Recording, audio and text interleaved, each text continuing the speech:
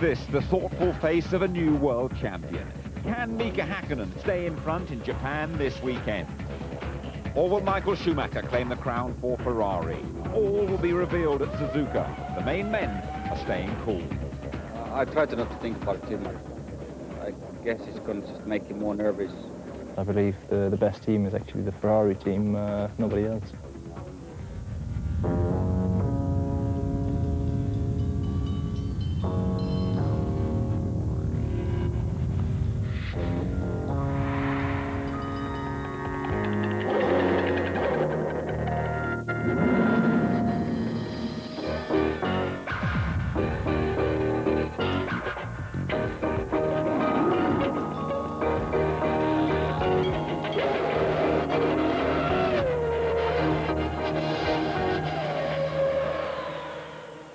And welcome to Suzuka in southern central Japan. We've waited a frustrating 5 weeks for this deciding Grand Prix.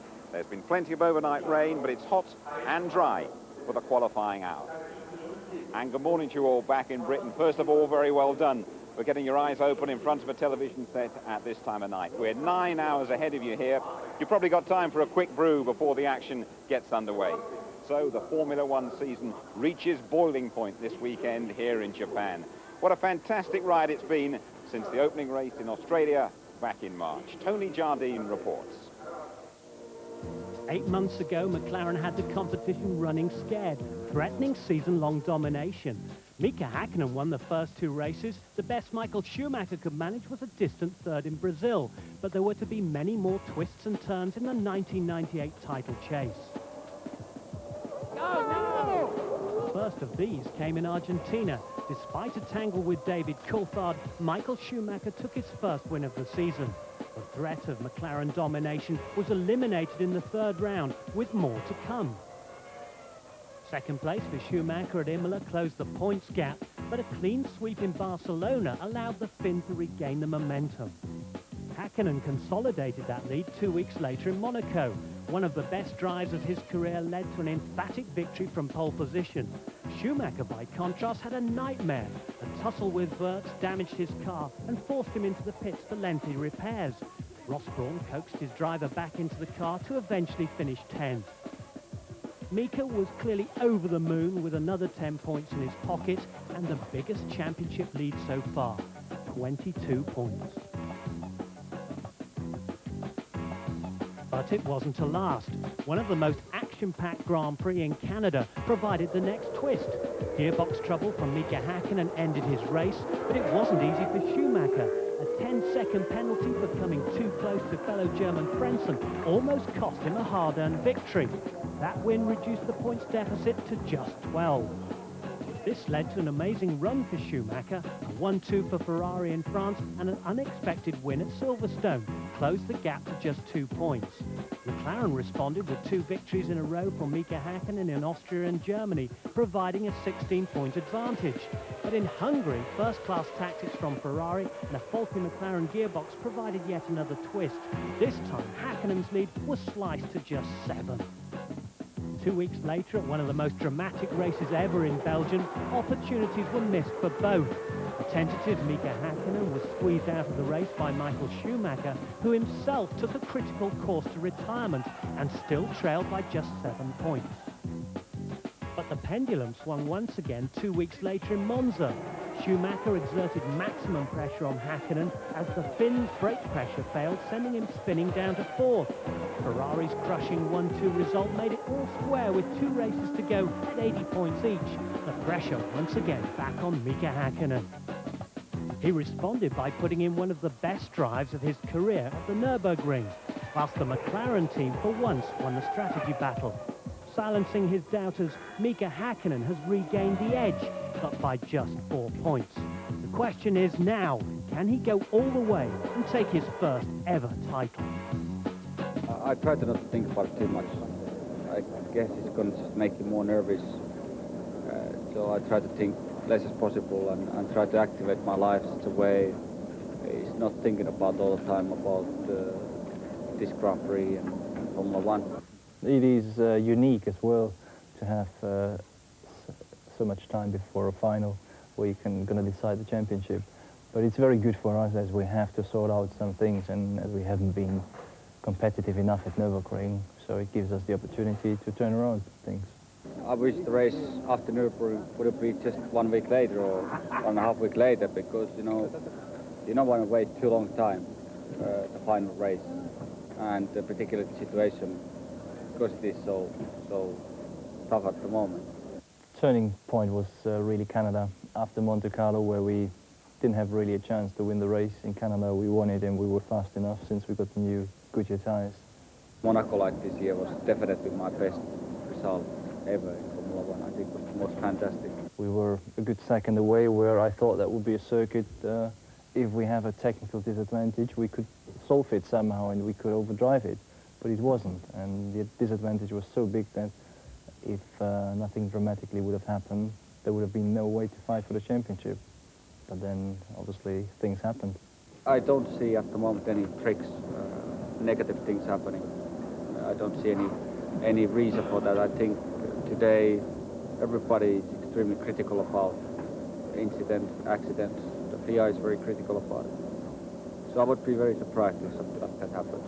It is a more difficult mission now, but it's not an impossible mission, so I'm still looking forward to it. So you've seen why the championship is going down to the wire here at the Japanese Grand Prix. Remember their early season dominance? Surely Häkkinen and McLaren should have tied up both titles long before now. Let's look at it in greater detail. Pole positions, Häkkinen 9, Schumacher just 2. Leading into the first corner, 9 again for Häkkinen, 1 for Schumacher.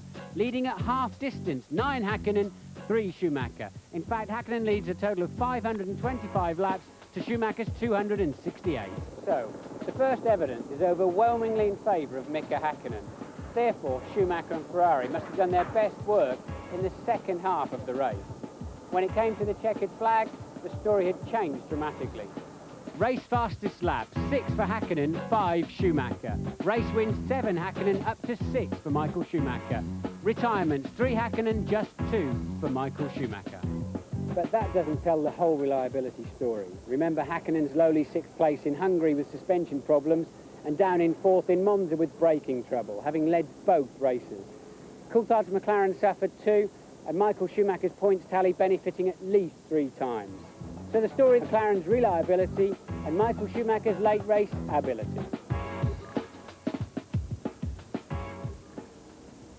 You can never write him off. Thank you very much indeed, Martin. Welcome to the ITV studio on the S-curve, around about 30 seconds or so from the start. Tony Jardine is with me. Hi, Tony. Who's going to benefit from this 5-week gap then? They've been testing furiously. 10 days solid testing for McLaren, 17 solid days testing for Ferrari, but they're both coming out at a much, much higher level. If anything, Ferrari have caught up a little bit, so much so that you could hardly put a piece of paper between them.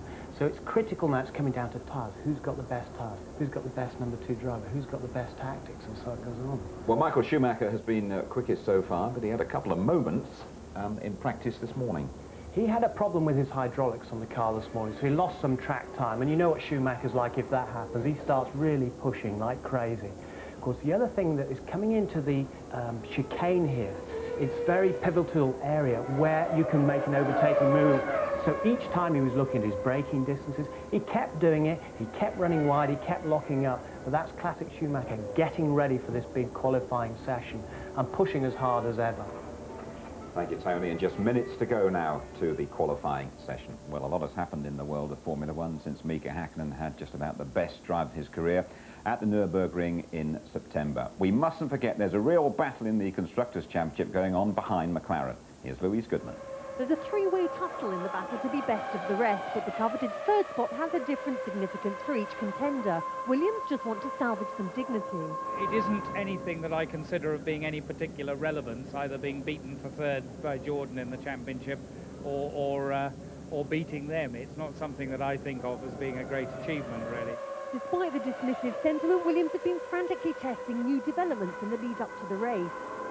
Currently lying fourth, Benetton are aiming to be the top-placed Mechachrome-powered team. We know that Williams has got the same engine than us, so at least we need to beat Williams. Jordan has got the new engine here with the Honda. It's in Honda ground, so nevertheless, Jordan is behind us at the moment. And Benetton aimed to keep it that way, but Eddie has other ideas. He'd never finished the season higher than 5th. To beat Williams sort of would be a bit of a dream come true. Benetton, of course, also a well-established team. So it's a huge, well, it's kudos apart from the financial gains as well. But I think right at this moment our mind is clearly with a view to the credibility factor. But the money wouldn't go amiss, and with up to $20 million on offer, there's more than just credibility at stake. There's been a lot of rumours surrounding the future of David Richards following his shock departure from the Benetton team. I'm not rushing back for the sake of being in the pit lane of a Formula One Grand Prix. It'll be in the right situation, the right time, and with the right opportunity to succeed. Richards denies the move to Stewart. Meanwhile, Rocco Benetton has taken over as chief executive of the team, but he's looking for a professional racing manager. The dispute over Gary Anderson's future is over. Arrows has lost, Stewart has won, and the big Irishman starts work on Monday as chief designer. On the driver front, 2 seats have been filled. The newly crowned GT champion Ricardo Zonta will drive alongside Jacques Villeneuve at British American Racing, while Pedro Diniz is taking his estimated £9 million sponsorship budget to the Sauber team, dealing Arrows a further heavy blow.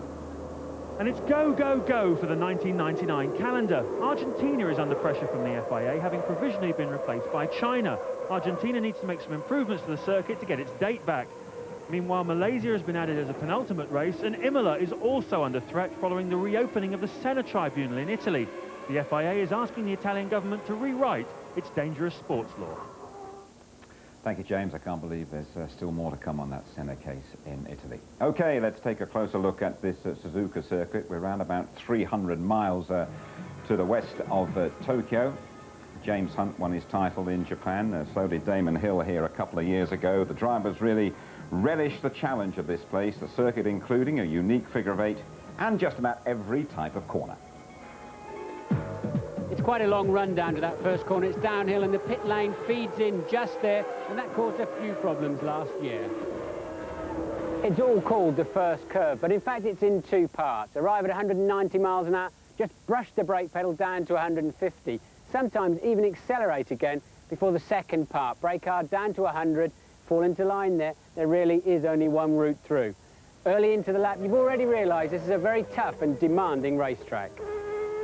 Full throttle now, you've got a short straight towards the S-curves, like a snake, one corner leading very much into the other, all done initially in 4th gear between 120 and 135 miles an hour, before snatching 3rd gear now, braking and keeping the car to the inside. A clean exit there puts you at the bottom of the hill for the famous Dunlop curve, a never-ending left-hander.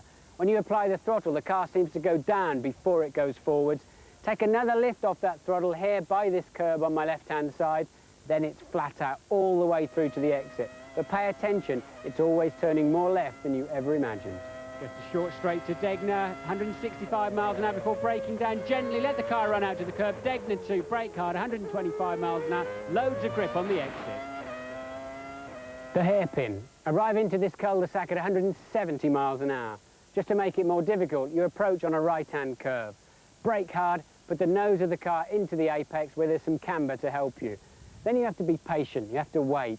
With the new 1998 groove tyres, it'll be even more difficult than normal to get the power down and to stop those rear wheels from spinning. You're often tempted to try to overtake into here, forget it.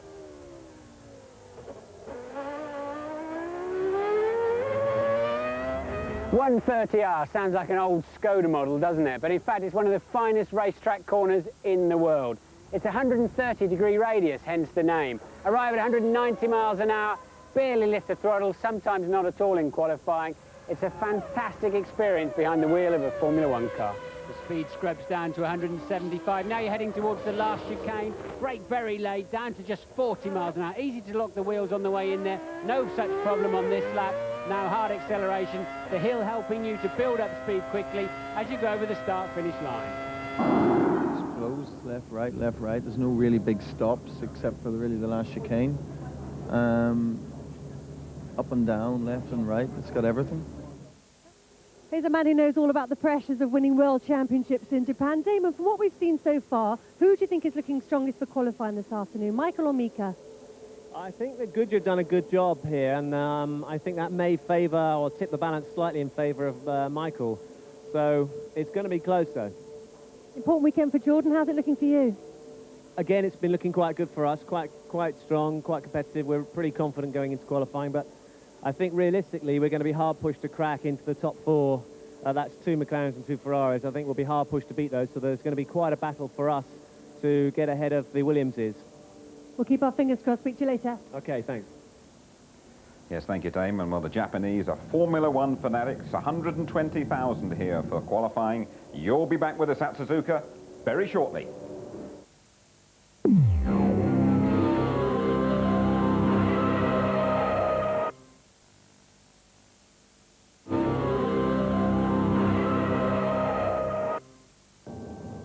Beautiful day at Suzuka. Welcome back. You're about to see the qualifying battle for the best places at the Japanese Grand Prix. James Allen is talking now with Ferrari's technical director, Ross Brawn. Well, Ross, this is where it all gets pretty serious. The talking stops. This is time to go out and prove things. How are you fixed? Pretty good, I think. Eddie didn't get a run on new tyres this morning, so it is a little bit of an unknown. But I think Mika and Michael are going to be very close this afternoon. And so, although of course it's not the end of the story, as it were, it's just the beginning for tomorrow. Is it the be-all and end-all to get pole, or is it, obviously you want both your cars right up the front? We want both up the front, but it's not super critical that we have pole. It's nice to have pole, and it gives you a better opportunity at the beginning, but it's not critical. It's a thrilling session. Thanks a lot, Ross. So it's very nearly action stations at Suzuka. Last-minute preparations being weighed there. Michael Schumacher making his way to the garage. Quickly, very quickly, Tony, how crucial is the hour? Very crucial for Ferrari. They really need to be up front, to be honest, because Hakkinen can afford to go around and sit in second place in the race itself. Ferrari need to be up front, particularly Irvine, because he's got to be there to do that job for Ferrari.